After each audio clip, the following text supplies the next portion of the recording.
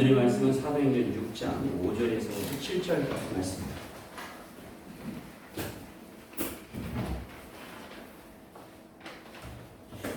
오늘의 말씀은 사도행전 6장 5절에서부터 7절까지 말씀입니다. 한 목소리로 우리 성경이나 앞에 PPT를 참조하셔서 한 목소리로 봉독하도록 하겠습니다. 사도행전 6장 5절에서부터 7절입니다. 시작. 온 무리가 이 말을 기뻐하여 믿음과 성령이 충만한 사람 스데반과 또 빌립과 프로고로와 나가노도와 디몬과 가베나와 유대교회에 입했던 안디옥 사람 니고라를 택하여 사도들 앞에 세우니 사도들이 기도하고 그들에게 안수하노라. 하나님의 말씀이 점점 왕성하여 예루살렘에 있는 제자의 수가 더 심히 많아지고 거다한 제사장의 무리도 이 도에 복종하니라. 아멘. 주님께서 이전에 함께 하십니다. 아멘.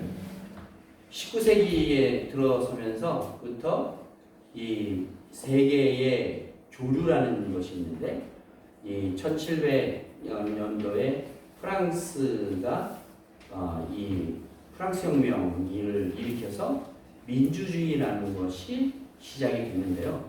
이 민주주의가 시작이 됐는데 그 민주주의가 좀 더 발전해서 사회주의가 되고 또 좀 더 진화돼서 이제 루소가 바랬던 이 민주주의에서 이제는 이 칼 막스나 이 여러 사람들로 인해서 공산주의까지 일어나는데 공산주의가 이제 무너지는 것을 우리가 두 눈으로 보게 되는 거죠.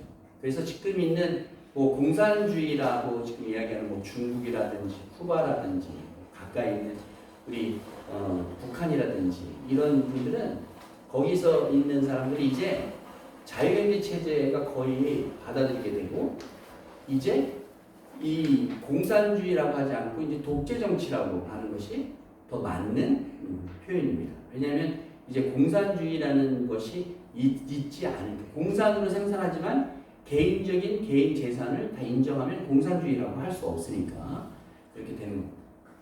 좀 더 나아가서 우리 프랑스의 그 혁명을 일으켰을 때 프랑스가 이게 세 가지 색깔로 이렇게 이루어지지 않습니까? 그래서 자유, 박해, 뭐 자유와 평등과 박해. 그게 루소가 얘기했던 정말 이 진화론이 일어나면서 우리가 할 수 있다. 우리가 할 수 있다. 우리가 혁명을 일으킬 수 있다. 그러면서 그림에는 한쪽 가슴을 드러낸 그 여자가 프랑스 국기를 들고 먼저 앞으로 탁 나가는 그런 그림이 있지 않습니까? 그런데 그 그림이 절대 맞지 않는 그림이에요. 왜 맞지 않느냐? 그때 당시 여자가 투표권도 없었고 어느 운동에 이렇게 참여할 수도 없었어요. 잔다르크라는 그 이전의 사람이 있었는데 그것도 여자인데 그거는 나중에 결국 그분도 화형에 처하게 되는데 이게 모든 이 사람이 만드는 주의나 이 혼합주의에 섞여져 있는 세상의 풍조는 결국 한계점을 드러내는 한계점. 그래서 이 19세기부터 시작한 유미주의라고 하는 것도 있는데 유미주의는 아름다움이 최고다. 탄미주의. 그래서 탄미주의라고도 하고 유교주의, 유미주의라고도 하는데 이 아름다움만이 할 길이다. 요즘 청년들이 예전에는요 대학만 나오면 직장생활을 아무데나 들어갈 수 있어요. 저희 때에는 대학에 나왔는데 직장에 안 들어가면 이상한 거예요. 그리고 뭐 은행이라든지 뭐 이런 뭐 선생님이라든지 공무원은 아예 뭐 생각지도 않았어요. 왜냐하면 그거는 공부 못하는 사람들이나 가고 좀 약간 이 범생이들이나 간다 뭐 이런 식으로 해서 근데 지금 제일 인기가 있는 직업의 1순위가 은행이고 그 다음에 선생님이고 공무원이지 않습니까?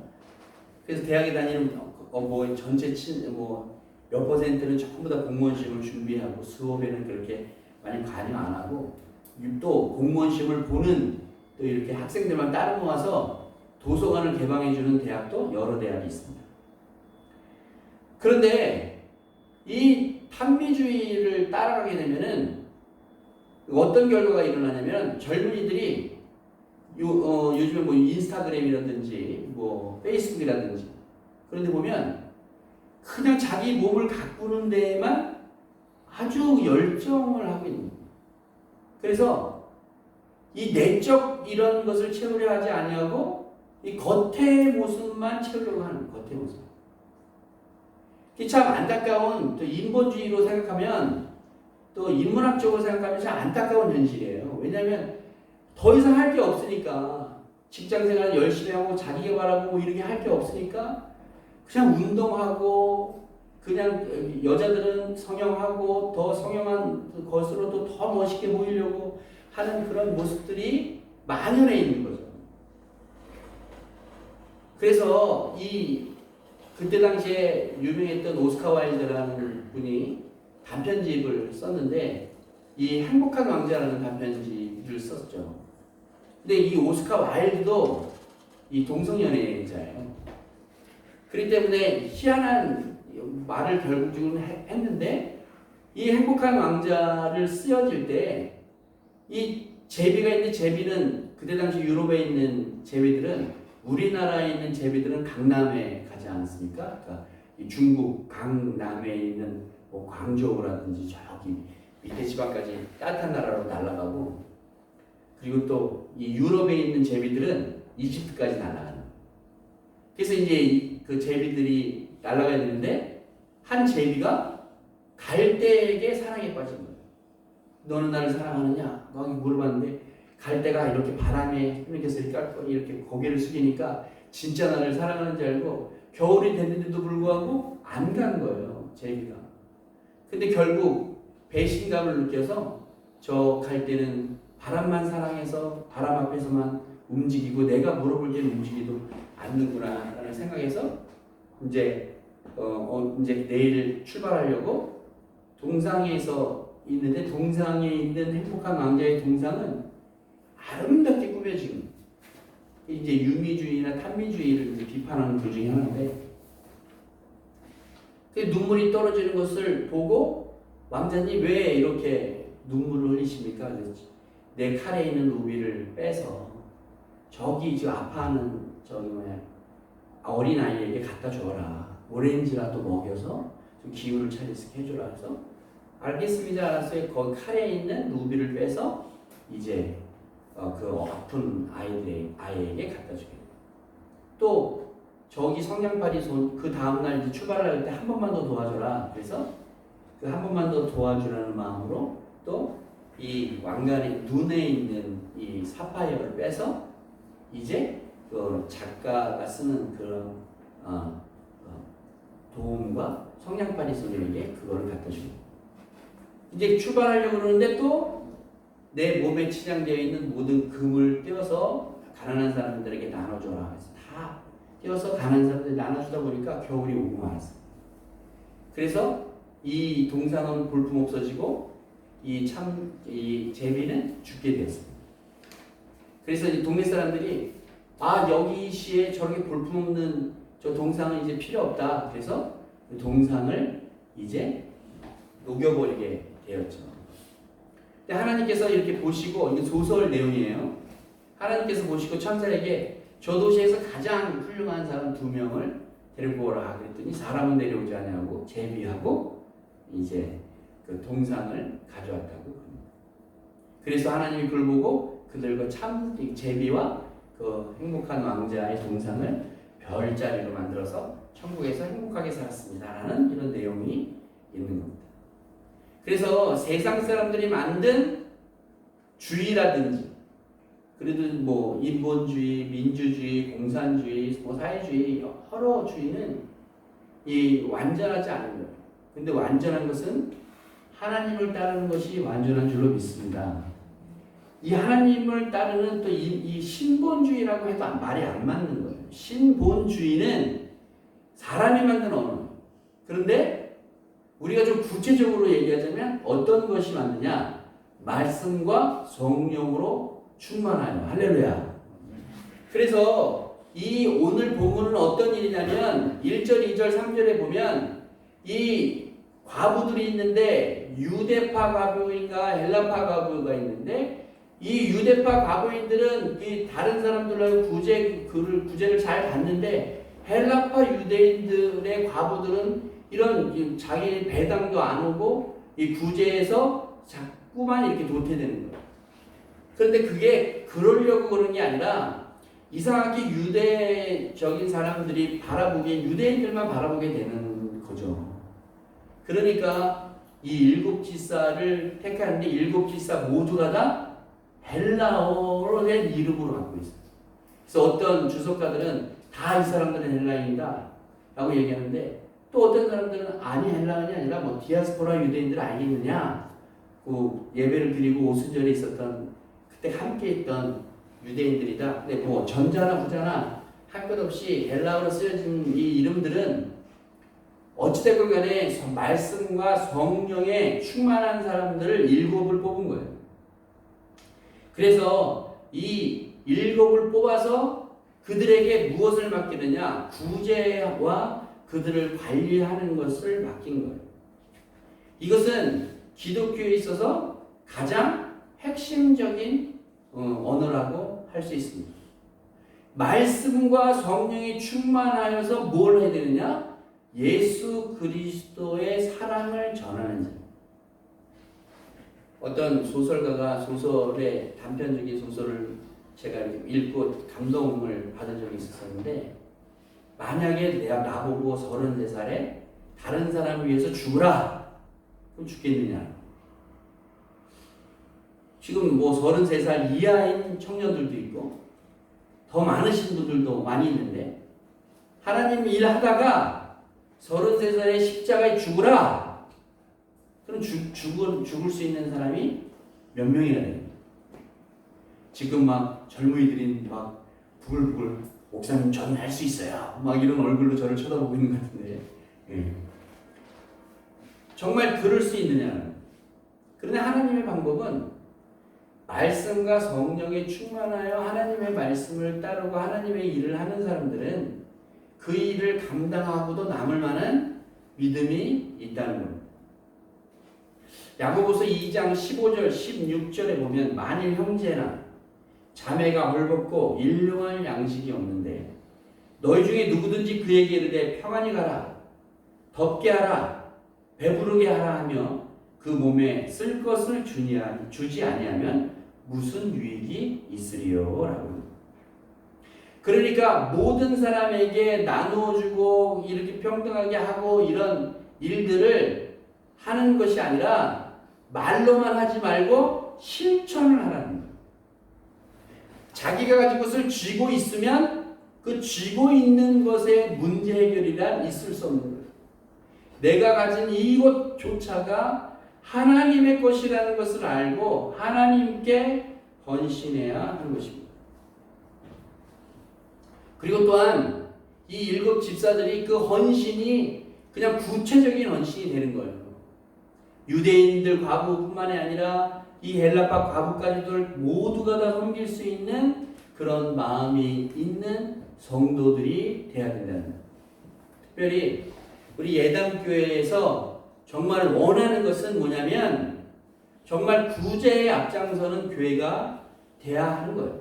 우리가 표도 걸고 저걸 모토로 해서 뭐 나가고 주보에도 써놓고 벽에도 걸고 매번 기도할 때 얘기하고 선교와 구제 얘기하고 얘기 많이 하잖아요. 근데 말로만, 야고보서의 이 얘기처럼 말로만 하지 아니하고 구체적으로 하라는 거예요. 그래서 우리 교회도 뭐 이렇게 부활절이라든지 이 중요한 이 추수감사절이라든지 그때 드려지는 헌금 전액이 다 선교에 하는데 드려지는 것인데, 정말 우리가 훌륭한 교회다라고 얘기하는 뭐 깡통교회라든지 뭐 여러 교회들을 많이 들어봤을 텐데요. 그 교회는 교회에서 쓸 것 빼고는 전부 다 구제하는데, 또한 어려운 교회 아니면 어려운 곳에 그 헌금이 돌아가는 겁니다. 저희 교회도 그렇게 되기를 원합니다. 그래서 그렇게 돼야만 하는 겁니다. 그것이 하나님의 방법인 겁니다.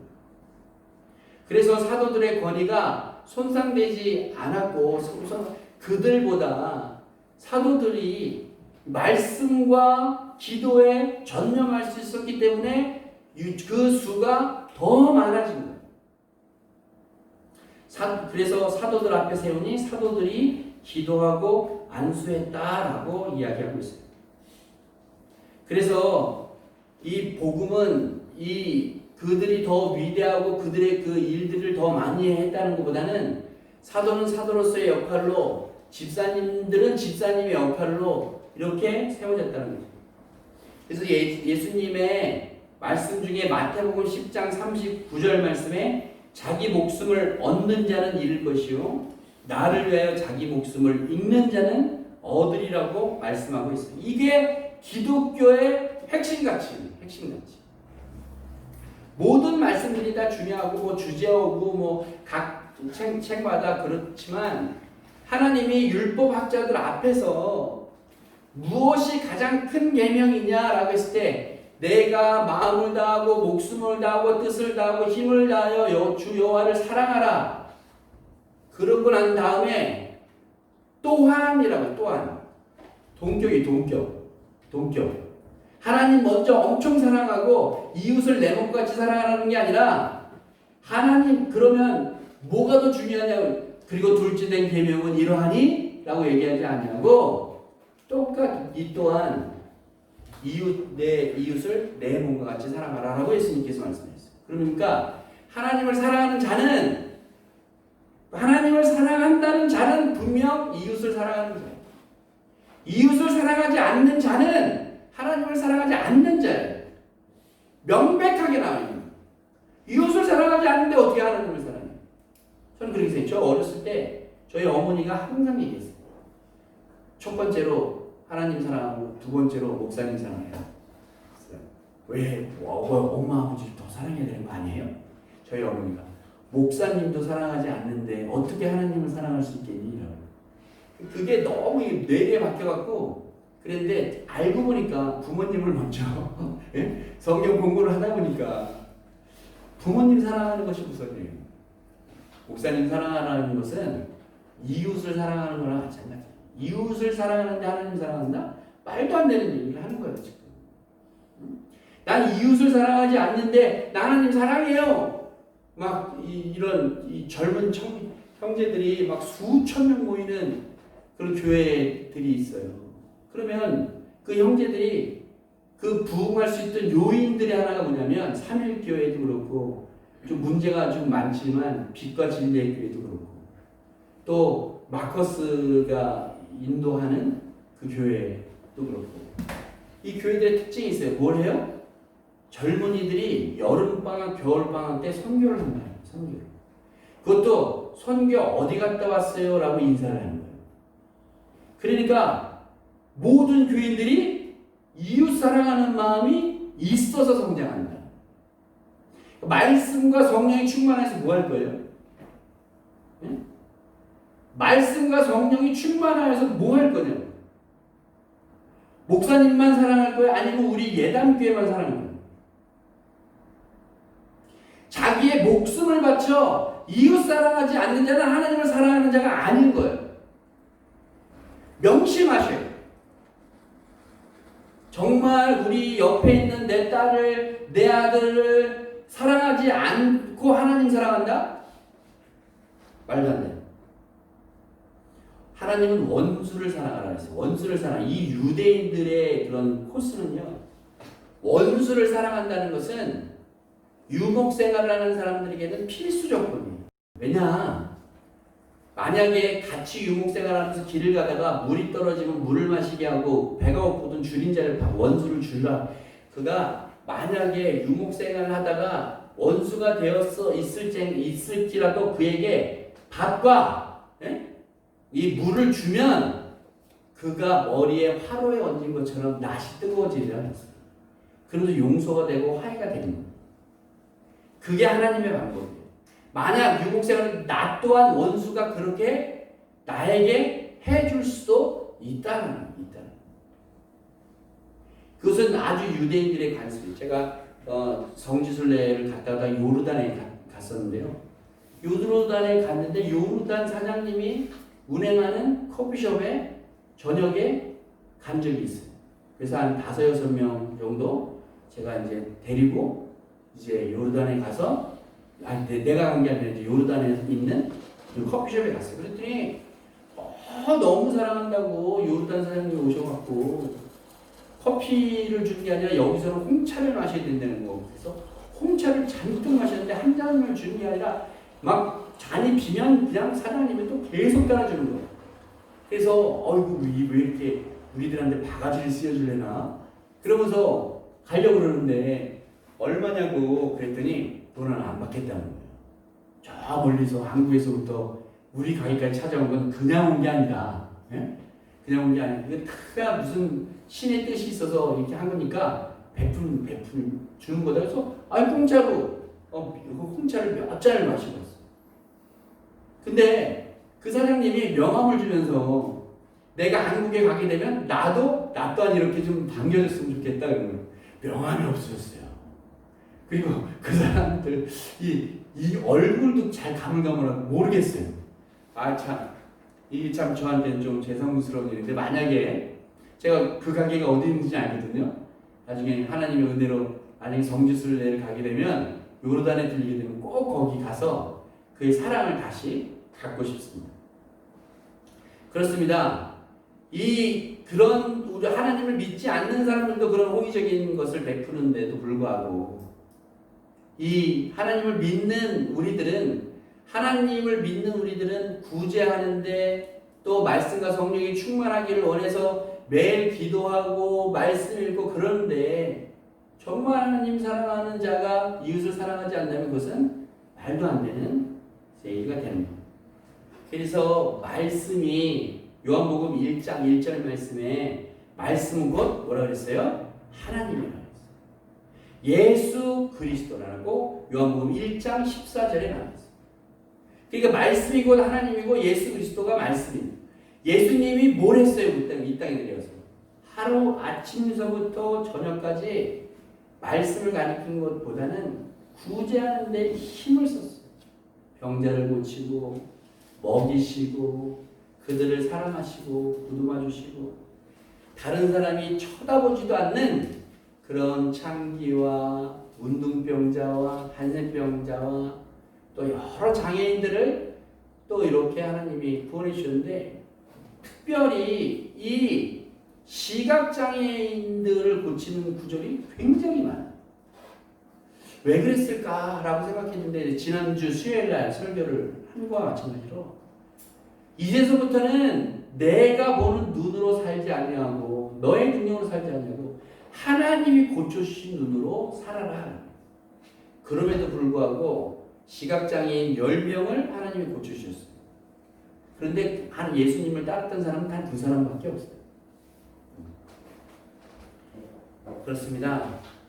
하나님의 말씀과 성령이 충만하여서 구제에 힘쓰는 사람이 되었은 그 시절에 예루살렘에 있는 수가 적어졌어요? 많아졌어요? 제자가 많아졌다. 그러니까 사랑을 받은 사람은 사랑을 쫓아갈 수밖에 없는 거예요. 그렇기 때문에 이 원리는 당연한 거예요. 하나님의 사랑을 경험을 받은 자가 우리가 다른 사람에게 하나님을 믿지 않는 사람에게 구제의 손길을 펼치고 예수 그리스도의 보혈의 손길을 펼치면 그 계좌의 수가 많아질 수밖에 없는 거예요.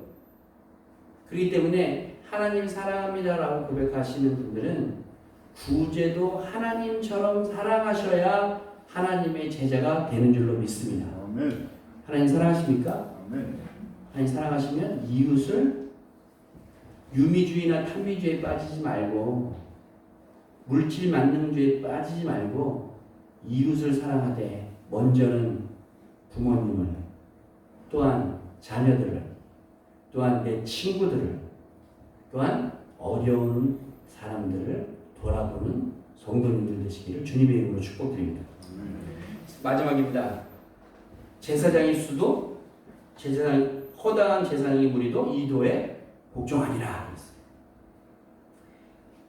제사장이 그때 당시에 제사를 드리려면 레위인들은 한 2만 명 정도 됐고요. 예배를 인도하는 사람들은 24절기를 인도하는 그 절들을 계산해 보면 그때 당시에 약 8,000명 정도 제사에 쓰여졌다고 기록되어 있습니다.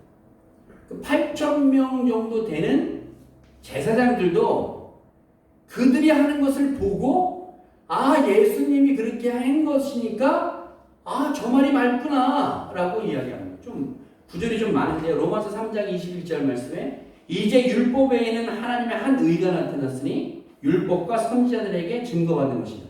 이제 율법과 선지자들에게 증거받은 거예요. 율법으로는 구원 못 받는 것을 깨닫기 시작하는 거예요. 그래서 갈라디아서 3장 24절 말씀에 이같이 율법이 우리를 그리스도께로 인도하는 초등교사가 되어 우리로 하여금 믿음으로 말미암아 의롭다함을 얻게 하려 함이라 말씀하고 있습니다. 그러니까 이제는 예수님을 믿는 것으로 믿음이 구원이 되는 것이지 율법이 우리를 구원 못 시켜준다고 증명되고 있는 거예요. 히브리서는 누가 쓰여졌는지 모르지만 바울이 썼다는데 많은 의견을 같이 하고 있습니다. 히브리서 10장 12절 말씀에 율법은 장차 율법은 장차 올 좋은 일의 그림자일 뿐이고 참 형상이 아니므로 해마다 늘 드리는 제사로는 나오는 자들을 언제나 온전하게 할 수 없느니라 라고 말씀하셨습니다. 그러니까 율법과 제사의 그런 것으로 말미암아 구원받을 수 없었다는 거죠. 이것을 말미암아 제자들에게 설득력 있게 받아들여서 이제 예수님을 사랑하는 것이 아니라 하나님을 믿는 자들이 저렇게 올바른 일들을 하니까 내가 거기에 동참하겠다는 제사장의 수가 많이 개종됐다는 거예요. 얼마나 놀라운 일이 아닐 수 없습니다. 하나님 사랑하고 이웃을 사랑하는 교회는 당연히 성장해야 되는 것이 맞습니다. 그렇기 때문에 예담교회는 이제 말로만 사랑하는 것이 아니라 구체적인 언어로 또한 행동으로 사용되는 성도님들이 되기를 주님의 이름으로 축복드립니다. 경건 생활은 우리에게 있어서 영적 성숙을 이룰 수 있어요. 그러나 믿음이 강해지려면 행동해야 합니다. 다른 사람을 보고 저 사람 참 믿음 좋아. 저 사람이 왜 믿음이 좋아? 교회에 한 번도 안 가죠. 기도를 3시간씩 해. 말씀을 100번 넘게 읽었대. 믿음이 좋은 거예요? 저는 그 믿음이 좋다고 믿을 수 없어요. 그리고 또 설교하고 난 다음에 목사님 정말 오늘 설교 은혜 받았습니다. 이런 말씀도 별로 좋은 건 아니에요. 왜냐하면 은혜 받았으면 결단이 있어야 되고 결단이 있으면 실천이 있어야 되는 것이 사실입니다. 그렇기 때문에 실천하셔요. 그렇기 때문에 성장하는 교회는 실천하는 교회냐 실천하지 않는 교회냐로 나눠져 있는 거예요. 우리 교단 목사님들 욕하려고 얘기하는 건 아니지만 저도 온전한 몸뚱아리였으면 아마 그럴 거예요. 천안지방의 교회가 60개 교회가 넘어요. 60명 정도 되는 분들이 또 다 50세 이하야. 원래 한 100개 교회가 넘는데 한 모이고 그러면 한 60명 정도. 근데 젊은 목사들이 뭘 하느냐? 월요일, 화요일, 수요일 할 것 없이 축구도 해야죠, 족구도 해야죠, 야구도 해야죠. 할 게 너무 많아. 좀 줄여야 될 것 같아요. 그래서 매달 원래 하고 난 다음에 공도 차고, 물론 건강을 위해서 자기 관리하는 건 좋아요. 하지만 그 젊은 목사님들이 나가서 전도하는 것이 하나님의 방법이에요. 전도 안 하더라도 어려운 친구 없나 주변 바라보고 밥이라도 사주세요. 그거 얼마 되지도 않는 7,000원, 8,000원에 놀라운 일이 벌어집니다. 상암동교회 목사님이 교회를 건축하려고 하는데 돈이 한 2억 여원이 아무리 예산해도 안 나옵니다. 그런데 이 신방을 쭉 다니시다가 어느 한 장로님을 만나서 식사를 같이 했는데 칼국수 7,000원짜리 칼국수를 둘이 먹으면서 이런저런 얘기를 했다고 합니다. 교회 건축하기 힘드시죠? 저는 그래도 하나님이 하시겠죠? 이런 얘기 하시다가 계산을 목사님이 14,000원을 계산했어요. 그 장로님이 깜짝 놀랐어요. 여태까지 목사님이 계산하는 식사를 먹어본 적이 없다는 거예요. 감동을 받아갖고 그 7,000원짜리 국수 하나 때문에 거기 있는 상암동에 있는 땅을 팔아서 목사님이 모질랐던 2억 여원의 돈을 정확하게 맞춰서 그걸 헌신하셨다고 합니다.